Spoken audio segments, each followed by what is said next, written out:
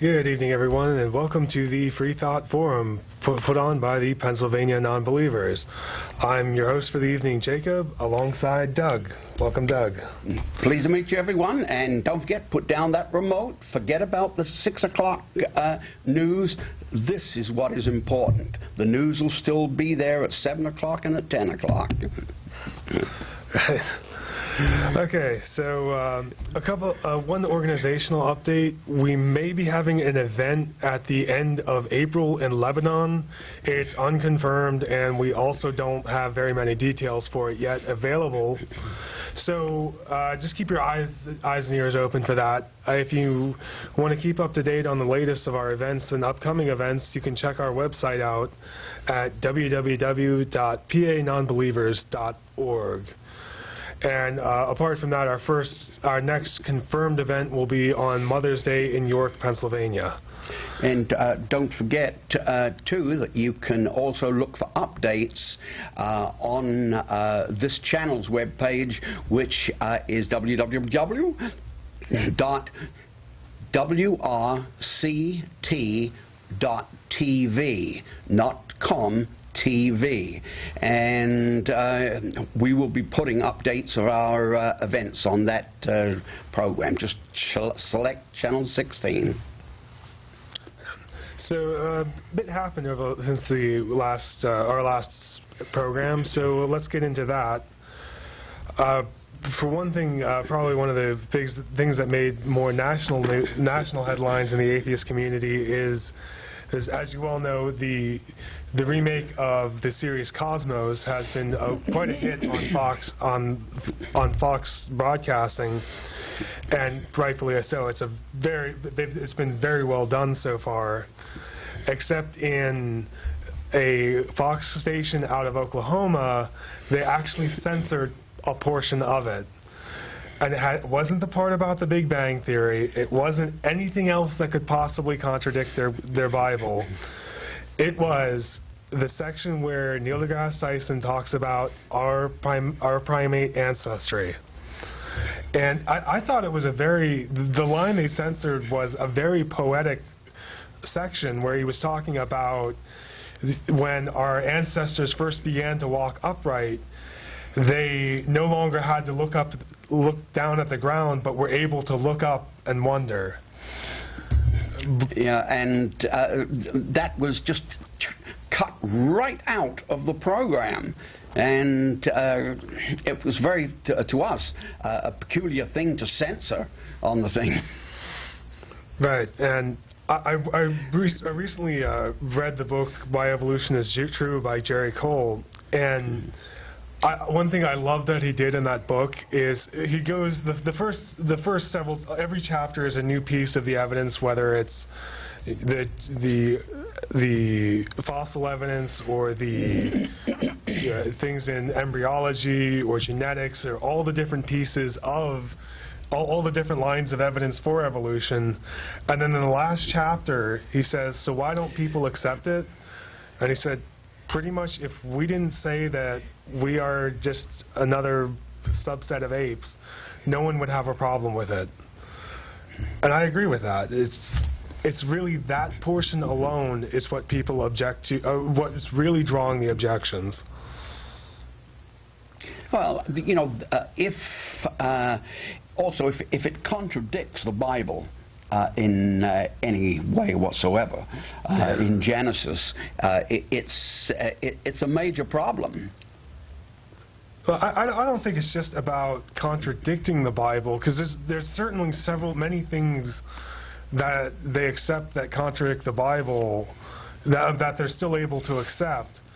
But whenever you get to the point of saying we're apes, that's when they draw the line. You know, of course, I mean there have been several times throughout history where the religious have fought things that contradicted their scripture, and things that many Christians today accept.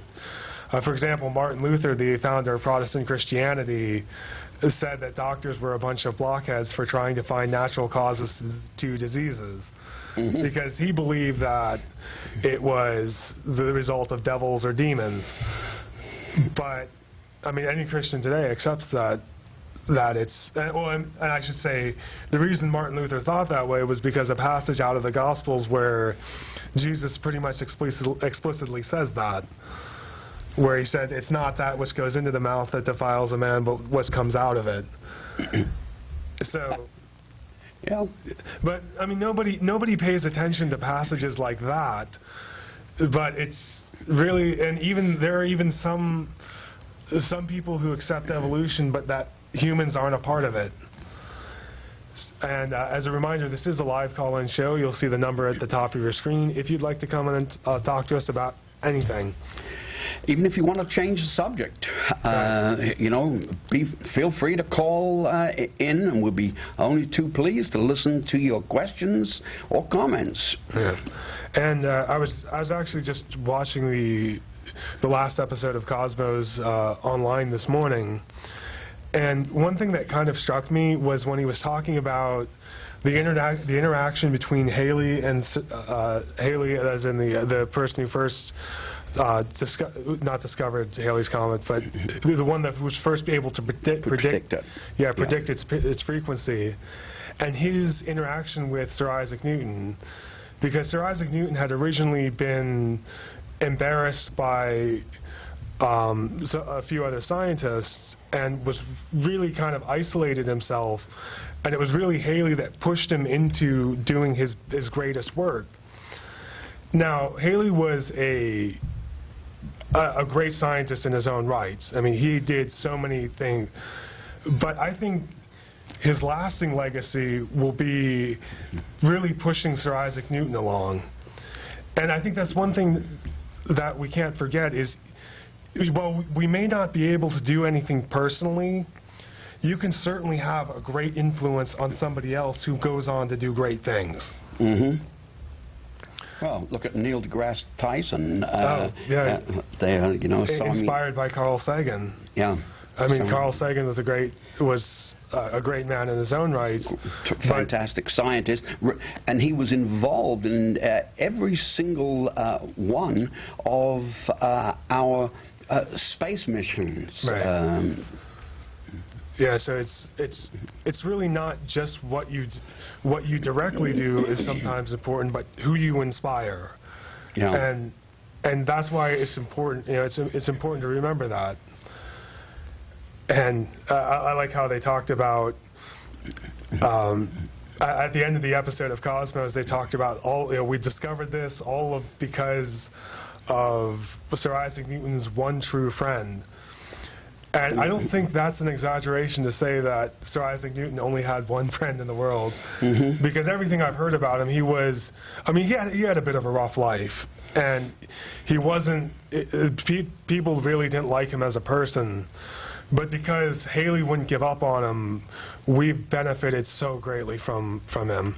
Yeah, just his mathematics alone. Oh, yeah, it's just his mathematics. And I'll admit, I had to kind of, when I was looking through my old college textbooks at one point, the book that stood out to me the most was actually my calculus book, because I took 3 different courses with that one book alone. And I've always had a mind for mathematics more than anything else, so it's really a good subject, a really great subject for study. But I mean, isn't it really wondrous in a way that they discovered black holes not by observation, but at first by mathematics and calculation, saying, you know, this does exist. Yeah. Now, these have to, and we've got to look for them. And, you know, usually we only tend to look at things that we see. But now mathematics and physics and everything has opened up the possibilities of everything. And one thing I love that in this last episode of Cosmos is they talked about when Haley first made his prediction about the next time the comet would pass through. Was it 76 years, wasn't it? Something like that? Yeah, it was something where, and I love how Neil deGrasse Tyson essentially said, you know, this was one of the first times that science had attempted prophecy. Yes. But then he goes on to say this, essentially saying it wasn't like it was some vague prophecy that you see time and time again through all religions. Haley came out and flatly said it will occur this year, even this, I think, late in the year. It will appear in this portion of the sky, and it will follow this trajectory. Very unambiguously, very specific what is going to happen. And it did. Yeah. And that's way more meaningful than any prediction of the future you'll ever see that's so based on just interpretation. Yeah, he didn't say that he was going to see, you know, a white horse or 4 white horsemen. You know, it was right here on the money. This is exactly what's going to happen, and voila, it's true. Well, but I'd also like to say, we can't believe everything that comes out of a scientist's mouth, because sometimes they are wrong about things. Yes. One specific example of this is when they were first really studying light, more specifically the speed of light. They couldn't figure out how it propagated through empty space, and they had postulated a substance they called ether. Yeah. And through years and years of rigorous experiments, they falsified that. It doesn't exist. There's no medium in space by which light travels. Yeah. And so that's one thing to keep in mind. But then they also said that through space, light will always travel in a straight line. Right. And then they found out about what is called gravitational lensing, right. How actually gravity will bend light. Yeah. And it's funny because Einstein had actually figured that out long before we ever observed it. And even did a couple calculations. Actually, the second time he did the calculation was because he forgot he even did the calculation. And he thought it was of so little importance because he personally believed that we'd never be able to observe it. We've observed it. Thanks to, I think it was there's several pictures from the Hubble telescope showing the lensing effect occurring. You know, decades after Einstein had said, I don't think we'll ever observe this. And it's all because, you know, someone said, well, what if? Let's question something here. And that really is the very root of advancement, is asking questions. During the time of Sir Isaac Newton, the motto of the British Royal Society was "See for yourself." You know, that's when, I mean, in the old days they really didn't do a whole lot of scientific testing, where the scientific revolution really got going when everybody realized we have to test everything, and it's been that way ever since, and we've made so many advancements as a result of that. And it's all for the benefit of mankind. Right. We haven't been taking giant leaps backward as what we did when religion ruled the earth. Right. Right. And I often laughed when they complain that their ideas are not being taught in schools. No, your ideas have been taught in schools for over 2,000 years, with anybody who dissented have their labs smashed or burned at the stake, or worse. Yeah, or thrown in prison and forced to recant. You know, I think science has earned their place in a monopoly on education now. In fact, I saw a posting that said that creationists were actually angry that they didn't get time in Cosmos. And I'm thinking, well, why would you? Neil deGrasse Tyson said at the onset, this is how the universe has been revealed to us through science. And until you can do that with religion, you're not going to be in this program. Which I think was very appropriate comment. Right. But on to other matters, moving on from Cosmos back to what the Pennsylvania Nonbelievers has been doing over the last couple of weeks. We had the opportunity to participate in 2 different parades, one in York and the other in Lancaster, I'm sorry, not in Lancaster. The other in York. York and Harrisburg are two parade locations. Unfortunately, we didn't have a lot of time to talk about this ahead of time. They were on relatively short notice. So it's part of the reason it's important to try to get on our mailing list or visit our website to keep up to date week by week of what we're doing. But to give you an idea of what we look like in the parade, we actually have a video from that parade, if you could roll the clip. Not that one.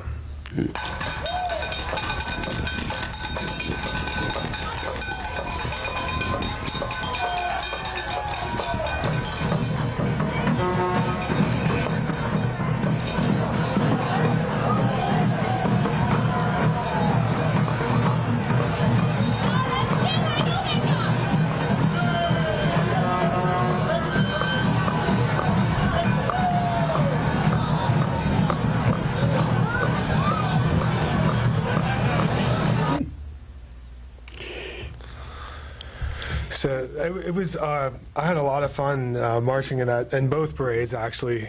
Even though it feels like every parade is windy, it's crazy windy. But yeah, I've marched in a lot of parades. I didn't march in these two because I'm having some arthritis problems with my knees. But we're a small group of people that march in the parade, but we do get a lot of attentions, and it's surprising how many people give us the thumbs up and going, yay! Oh yeah, exactly. It's always fun to see that, and that's what I love about being very active in the Pennsylvania Nonbelievers. I get opportunities to march in parades like this, very big events, and have people cheer me from the street corner. And I like what when we were going through Harrisburg, what do you call it? The Grand Marshal of the parade, I think is what it's called. Actually, when it was termed, they were announcing the organizations as they passed by the Grand Marshal chair, and the Grand Marshal said, "Well, if you don't believe, then these people are the people for you." And then said, we're going on to say, well, that's the great thing about this country, is whether you want to choose to believe or not is entirely up to you.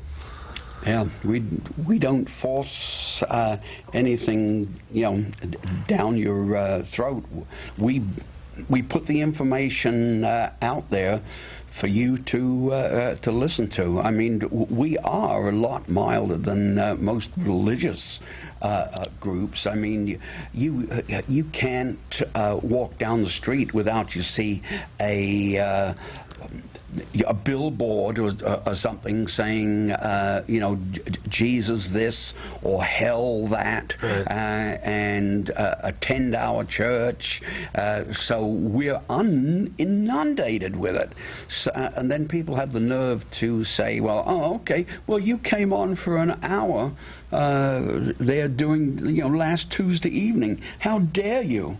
Right. It's like, well, that's the subject. The next topic to talk about is we actually got a little bit of fan mail. There was a letter to the editor in York, to a York paper, complaining that we were in the parade. The title of the article was "Atheists Reign on the St. Patrick's Day Parade." Well, first of all, they wanted to say the St. Patrick's Day is a Christian holiday, which maybe it started out as that, but I think the holiday in general has grown to be much more than that. Yeah, I know a lot of people treat it as a drinking holiday, but personally how I see St. Patrick's Day is a celebration of the Irish heritage in this country. Because the Irish really have been one of the most mistreated immigration sections we've ever had. Mm-hmm. And it was really really horrible what their history is in this country. And I think now they're probably one of the more celebrated, and rightfully so. The Irish have done a lot for this country, and we should definitely celebrate what they have done for us. I totally agree. Yeah, I mean, they have built things here. You know, they've been a part of every building project that we've ever had, and they are particularly the railroads. Yeah, they are skilled craftsmen, and that's, you know, that's what makes America great, that we have all these people. Of course, they weren't treated too good back then, but as time passes, we hope that we all learn to accept people, regardless of race, creed, color, or national origin or religion. Right. And so I think the Irish are definitely something we should celebrate. But what really bugged me about this letter, probably more than anything else, was the letter went out of their way to say that we had kids walking with us, as if this was such a horrible, horrible thing that we were doing. Not to mention, when the religious make accusations like this against atheists, it drives me nuts. Mostly because, well, first of all, the float right in front of us in the parade, in the York parade, was a youth ministry float. And there's just the utter hypocrisy of that statement alone, just because of that, just is really aggravating. But I've heard time and time again the religious making this accusation of indoctrination towards of atheists, naturalists, humanists, whatever. I mean, even Ken Ham in the Nye-Ham debate made that statement, and it drives me nuts because, for those of you who know me, it's like many of us who come out of a religious environment, who were raised in a heavily religious environment, some of our first memories are in the church. Or we were taken to church long before we were ever put in school, or had the opportunity to learn anything else. Before you ever had a choice. Right. And especially since the church that my parents brought me up in, they didn't have any sort of Sunday school. So we were actually, even from a young age, I was in the main sanctuary getting told about hell. And, you know, getting guilt-tripped or fear-tripped into it. At a very young age, when I had no way to critically evaluate any things. Nor did you dare critically. That's the main thing. It's like, yeah. It was. I didn't dare to criticize it until I was 28.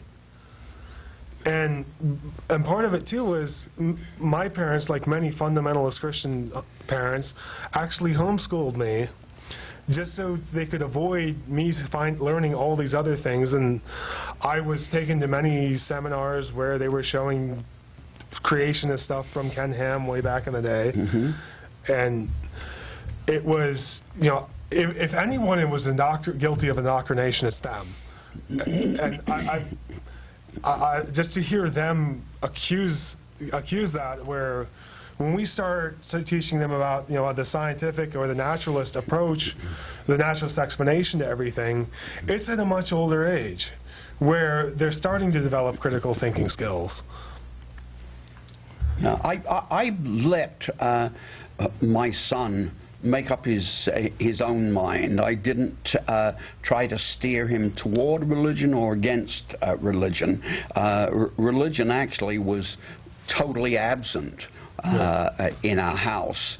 And well, if I could, actually, I think it's Dale McGowan wrote a book on secular parenting.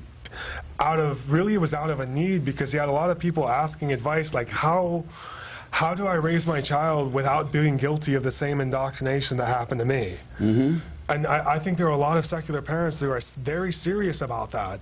They want their kids to be able to determine it from themselves. And it's a very honorable thing to do. Let them have their own choice. Right. And I firmly believe that, you know, whether my son chose to be a religious person or he chose to be a non-believer, it didn't really matter to me. It only mattered to him what you know, he chooses, and he had the chance to do it without me trying to steer him down my direction. Right, and yeah, I really, that's one of the things I really like about the secular community is there are very few people who are saying, who are forbidding their kids, at least from what I've heard. I mean, obviously, it probably happened. In fact, I've heard that Madalyn Murray O'Hair never forgave her son for converting to Christianity. But that's a special case. I mean, I think there are a lot of secular parents who are serious about teaching critical thinking skills, not atheism, but just making sure they know how to protect themselves from false claims. Yeah, asking how or why all the time. Right. But I think more important than all of that is when we talk about, you know, the PA non-believers' participation in St. Patrick's Day parades has a couple of objectives to it. First of all, I mean, we obviously want to get the message out to people in the area about us. You know, raise awareness that if you're an atheist, you're not alone, and there's people who are out atheists, proud to be atheists, and just not afraid to tell people about, you know, how they feel about it. But I think the other thing that's important is to raise awareness for the problems that the atheists in Ireland have to deal with. Because, I mean, Ireland has been a very, very religious country in its history. It's suffered a great deal in Catholic Protestant wars, and it's been a very, very conservative and has a lot of problems in terms of human rights there. In fact, I've seen that they didn't actually legalize divorce until 1995. I remember comedian Dennis Leary commenting about that on a stand-up where he said, we're a couple years from the millennium, we're about to colonize bars, and we just voted divorce in. He's like, cable TV is a long way off in that country, people. I mean, he didn't say that. He was talking about other more progressive things, like, wow, just simple things have got to be a long way off.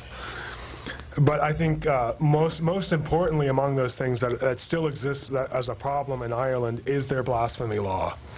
The idea of a Western country still employing a blasphemy law is just incomprehensible.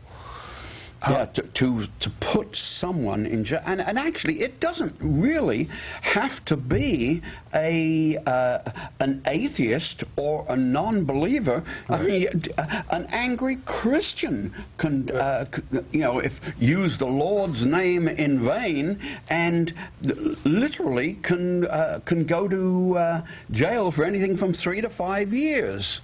Right. Well, actually, in Russia also has a blasphemy law, which there you can go to jail for 3 years for it.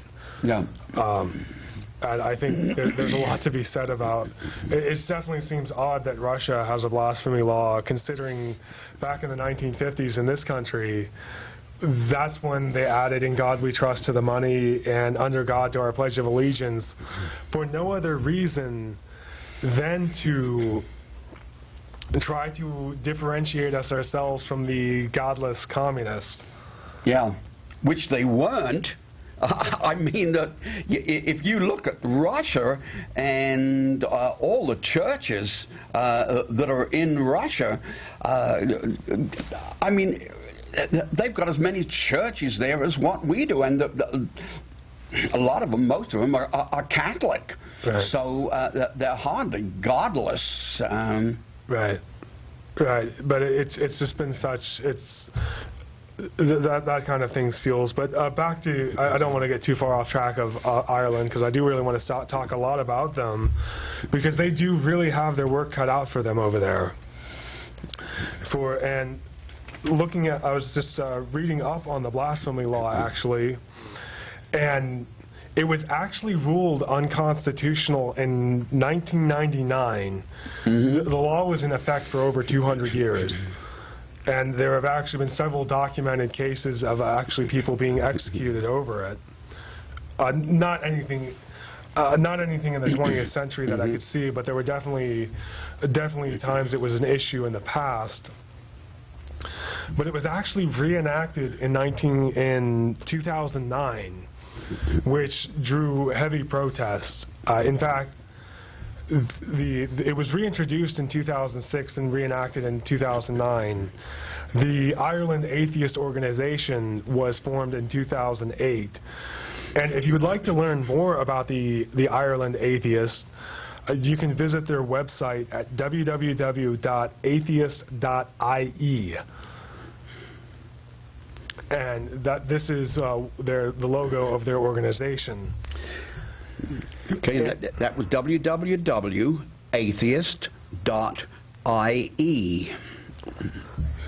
And the blasphemy is defined as public utterance of, publication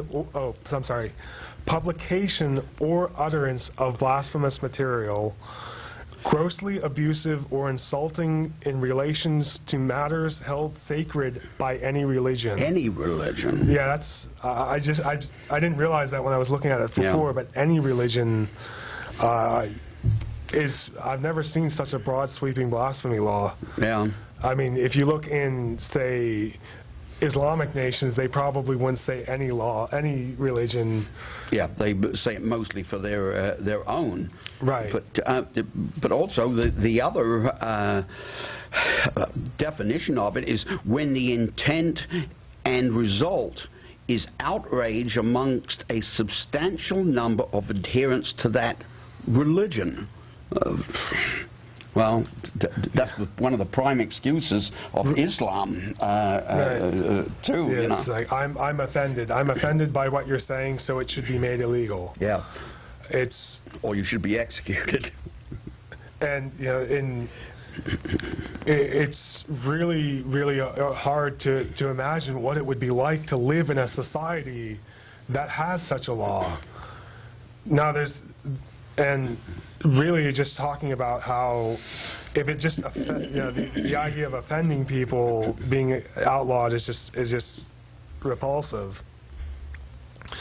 And it actually carries up to a 25,000 euro fine, which I looked up this morning to see at current exchange rates. That equates to $34,515 is what you could be fined for in Ireland for blasphemy. But have they ever, looked back on it, reviewed it, or anything? Well, they actually put together a committee to review it last year, and they didn't get the result. Well, and there's a couple articles about this on Ireland Atheist website, and they were hoping to see what the whole review was to Ireland repeatedly actually checks up on their constitution to make sure it's up to date, that it's functioning properly. And unfortunately, the recommendation that came out of that committee was to replace it with a law, was to get rid of the old law, but not to repeal blasphemy laws, but to replace it with a law that included incitement of religious hatred as being illegal. Now, I wasn't able to figure out what the wording was a little ambiguous, so I don't know if that would do away with blasphemy altogether or just only include incitement of religious hatred. But even that is a problem. It's problematic. Yeah. I mean, it definitely is in conflict with our freedom of speech. Right. I mean, obviously, whenever possible, you don't. Well, you want to debate, debate to challenge authority. Yes, you want to allow that kind of discussion. Now, obviously, we don't aim to incite hatred, but we'd rather avoid that. But something like that shouldn't be illegal, because then you start to run into the problem of, well, what defines inciting hatred? Because no matter what you do, and no matter what an atheist does or says, it's going to offend somebody. Someone's going to be angry. Right. Yeah. And if that person feels that it's inciting hatred, then, well, then you can, all of a sudden, the person who said it is going to be hit with a $35,000 fine. A little steep. It's really a problem. In fact, a substantial majority of the committee that reviewed the Constitution actually voted in favor of this, or at least something like it. I think the number was somewhere around. Well, I shouldn't say a substantial majority, but I mean a substantial number, somewhere around 50% of the committee was in favor of this. And more disturbingly, so is around 50% of the country. Mm-hmm. So what the Ireland atheists were hoping to do was they were hoping the committee would back them, and then they would try to go after a referendum to repeal all blasphemy laws. But after this came down, they realized they've really got their work cut out for them to try to pull this back. And while the blasphemy law is a major part of their problems, it's not the only problem. They're also required anyone taking office is also required to swear religious oaths. The ones I could find, I was looking over the text of the one I could find, and part of it is to swear to uphold the free exercise of the Roman Catholic Church. I couldn't find any reference to any other religion or anything in there, but. Well, that would be mainly for the northern Irish, wouldn't it? Because I mean, Northern Ireland is predominantly Roman Catholic, whereas southern isn't it? Then it's Protestant. I'm not quite sure about that. Well, that's why the IRA, and they had all those wars, because they thought that the Protestants and were infringing upon the Catholics' rights and vice versa. So here it is. You had a war that just went on with bombs and grenades and improvised explosives over religion. Right. Well, I will admit some of this. I had trouble finding some of the data because it was a little hard, because datas weren't always good about distinguishing whether this was for Ireland or North Ireland. I did the best I could, but obviously double check these. I would definitely look into this more if you're interested. Again, the Ireland Atheist website has a lot of this information available. Mm-hmm. But they are required to swear religious oaths, which I'm so glad that our founding fathers settled this for us 200 years ago. Mm-hmm. Writing the Constitution, making specifically clear in Article 6 that no religious tests shall be administered for anyone to take office. I mean, they still take oaths today. Right. I mean, every office has an oath of office, and we know how long oaths of office last, until they get off camera, and then all the oaths go right out the window. So, but at least they're not religious oaths. Yes. I mean, a lot of people do still swear in on a Bible, but I think more and more are starting to favor the idea of swearing in on the Constitution, because that's actually what you're supposed to uphold, not the Bible. Mm-hmm. But another another large problem in Ireland that I've also saw as part of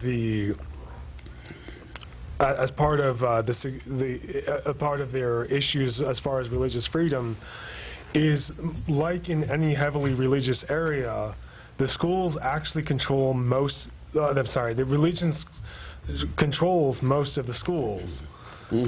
Now, parents do have the options as far as which school they want to send their kids to. There's some schools more religious than others. Like there are some that say they're integrated, saying that they might divide their time between Catholic, Protestant, and secular schooling. But there are reports that even in those such schools, the children are still required to pray. And study the Bible. Take it from someone who was born in Britain and went to initially to the British schools there. That religion still is a compulsory subject unless they send you to a private school. And because of this, parents really don't have a choice. They don't have a choice at all in the matter. You know, you can try to find a better school, but I don't. You're limited by what schools are there. Yeah. You know, obviously if there's a secular school anywhere there, you can't send them to the other side of the country for their schooling. But it is actually getting better over in Europe. In general, right? I forget what was the percent that it's kind of dropped in the last 5 or 6 years. You had a figure there, right? Now, the people with a religious affiliation from between 2005 and 2012 dropped dramatically. They went from 69% in 2005 to 47% in 2012. Now, that's not necessarily a rise of atheism. It's similar to what's going on in this country, where the religiosity is dropping. That doesn't mean people are no longer holding religious beliefs, but what we refer to here as the nons, the ones with no religious affiliation, are really the demographic that's skyrocketing in Ireland. Yeah, people just don't care. They don't have the same commitment to religion as they once did. Right. It's not an important thing in their lives. Right. Right.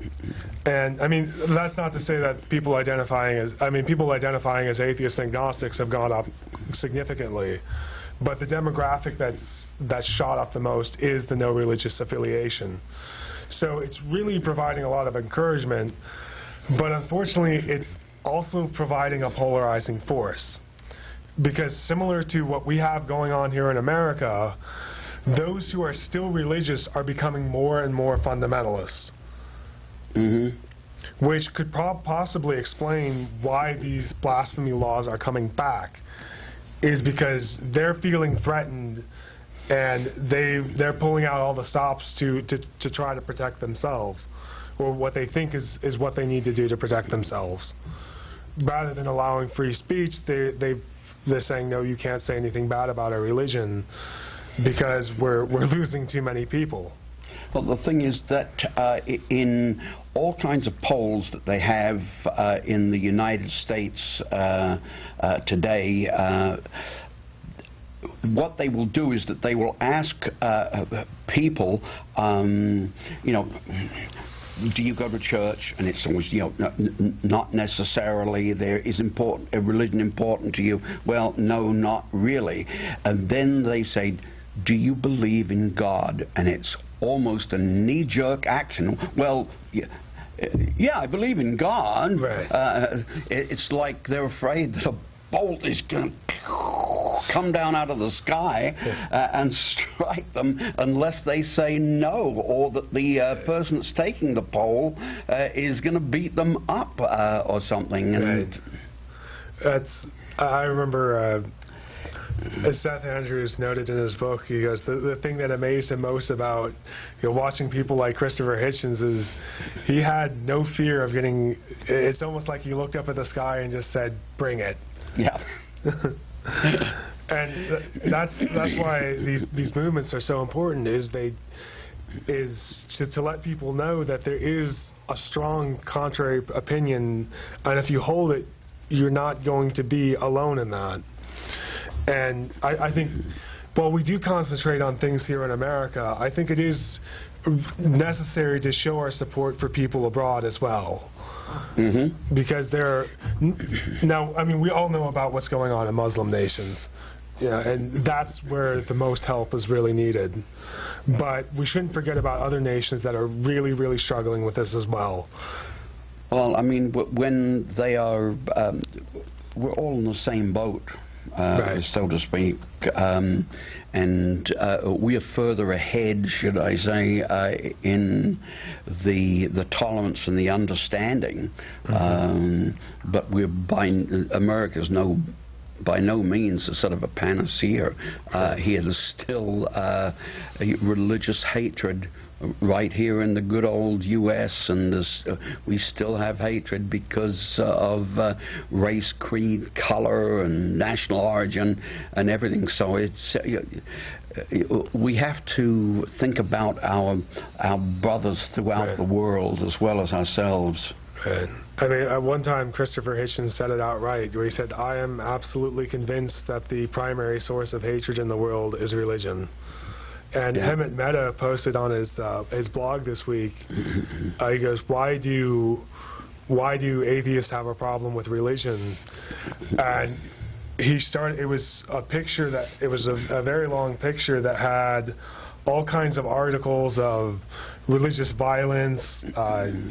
Kids dying because their parents neglected them because of faith healing. There was creationist propaganda, inflammatory remarks, all kinds of things. And you keep scrolling down and scrolling down and scrolling down through mm-hmm. all of these articles, and you're just going, wow, this is dead on why we have a problem and why we stand up, why people everywhere are standing up to fight against it. But I think that's about all I have to say about Ireland. But again, if you want to find out more about Ireland, the Irish atheists, the website again is www.atheist.ie, and they also have actually a weekly newsletter if you want to catch the most up-to-date news on what's going on in Ireland. Mm-hmm. So I have a couple more things that I was going to talk about, but was there anything you really wanted to talk about?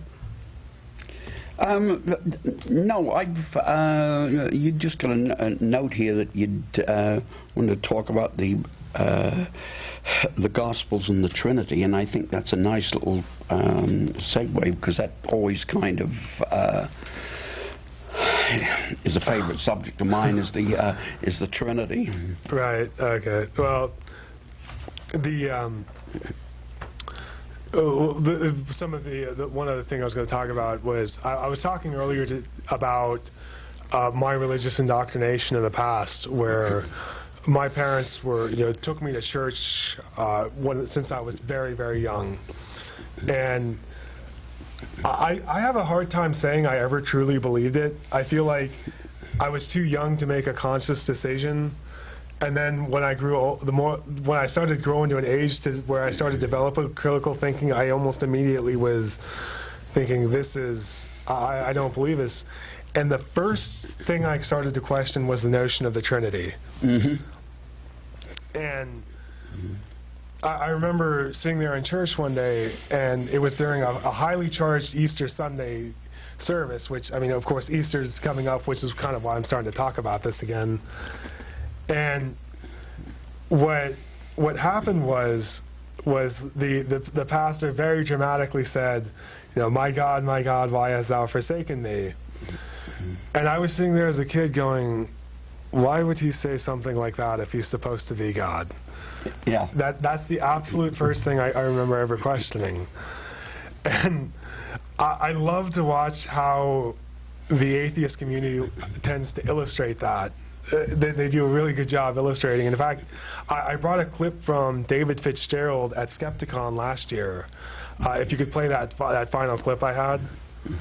Now we're no longer under the law, because Jesus, who as we know is God made flesh, paid the price of our sins to God, who himself, because torture / suicide, blood sacrifice was actually the only way that God / himself could bring himself to forgive the human beings he made for being exactly the way that he made them.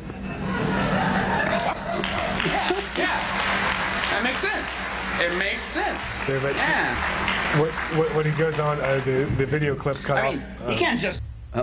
what he goes on, what was kind of dropped out there was he looks at the board just kind of pondering it for a second, and he looks at the board pondering it for a second going, yeah, that makes sense. Like, he just can't forgive himself. If you want to see that whole speech, it's from David Fitzgerald on the Hambone Productions YouTube channel, or you could just type in Skepticon to YouTube, and they actually have a whole playlist of David Fitzgerald. He's fast becoming one of my favorite speakers because he's so funny in how he illustrates his points. And that was one of them where I was sitting there going, okay, he is God, but he made this to forgive himself for doing this. And, and the whole I never could make heads or tails of it, looking at the Trinity. Yeah, and the whole idea of it. And that was probably one of the first things, like when I started looking at atheist materials, just to see someone come out and say something like that against the Trinity, I was like, oh, wow, okay, I'm not the only one. I can't remember exactly where it was, in what reference, but someone had a comment in like the comment section of Yahoo of a news story, where this woman claimed that they made fun of Jesus, and don't they know they're going to hell because the one unforgivable sin is the rejection of Jesus. And I wrote back to her and said, you should read your Bible. That's not the one unforgivable sin. It's denial of the Holy Ghost is the one unforgivable sin. So she's making religious comments, and she's never read her Bible. And while we're speaking of the Bible, have you noticed there are all the ads on TV for the new movie Noah and Noah's Ark? All of a sudden, all these religious people are going banana wackies over the fact that it doesn't exactly follow the Bible. It takes poetic license on it, and they're saying that it's untrue, and how could they do this and just completely go off from what the Bible says. As far as I'm concerned, it's like, the Bible's not true anyway. I mean, it's... The best I've heard of this, this afternoon, the Thinking Atheist Facebook page posted an article on their page, and they were talking, Glenn Beck was apparently there's a part in the movie where these stone creatures come up from the ground and help them build the ark. And, oh, that's delicious. And Glenn Beck says, oh, that's... Glenn Beck says, oh, that's ridiculous. And Seth Andrews writes, he says, that's ridiculous. But a floating zoo of every creature built by 500-year-old people out of, who then practice incest to reproduce the rest of the world, all of the entire world underwater for over a year, and he hits point by point by point, like all of this other stuff going on, and you think rock creatures coming up out of the dirt is the part that's ridiculous. Yeah, and one of the ridiculous parts about the whole story of Noah, too, is if you look at the actual time frame, the Greeks and the Egyptians, they kept meticulous records of everything, okay? And when the flood is supposed to have happened, they have lists of the number of crops that were harvested for like a 10-year span between when the flood was supposed to have happened. So how the heck were they harvesting crops when they were a couple of thousand feet underwater? Right. And that's why one thing I talk about, people ask, well, why can't we teach intelligent design next to creationism? Because I'm like, well, or young earth creationism next to evolution, I should say. And why we have to say that is because, well, there's a ripple effect. Like, not only are you challenging science, you're also challenging ancient history and all kinds of other fields. If you want to push for a 6,000-year-old Earth, there are so many things that contradicts other than evolution. Yeah, I mean, fossil history, there are documents that have been, well, not necessarily documents. We think of, like, a piece of paper like this as documents, but I mean a carved piece of stone or piece of papyrus or something like that goes back before 6,000 years, and writing really was invented before the 6,000-year mark. Right. Well, I actually think it was 5,000 years, if I'm not mistaken. Well, I mean, I should say I'm not sure. You're talking about cuneiform. Probably. There. But, I mean, Egypt writings is very tantalizing because the desert well preserved the papyrus, and they did a great job of recording their history. And it's funny, I was responding to a letter to the editor from last week, and someone was saying, oh, the Bible, the archaeology confirms the Bible so well. And I had to write them back and say, no, it doesn't. The best, like, I've actually read the book Evidence That Demands a Verdict by Josh McDowell, where he goes into what he says is the archaeological evidence. And all it amounts to is proving that a few people and places actually existed. Yes. That's it. And I'm in my counter letter, I pointed out many cultures recorded their kings or all these different people and places and mentions of battle very, very well. And in fact, and we can cross-confirm them between different cultures. And we don't believe any of their gods are miracles either. And you don't say we're being biased for doing it. It's like, it's like Tolstoy's War and Peace. Okay, we can say, oh, it's a true story, but yeah, because it named Napoleon and Moscow and all the other places, but it's still just a fiction, and you're supposed to. And in my letter, I said it's like finding a Peter Parker in New York and concluding Spider-Man existed. But we got to wrap up here shortly, so we'd like to remind you our first booth is our confirmed booth is on May 11th. At the Street Fair in York, so visit our website if you want to learn more about that. And also be sure to visit our website for all the meetups around the mid-state. We've got several in York, Lancaster, Harrisburg, all over. We have all over the place, so make sure you check out that.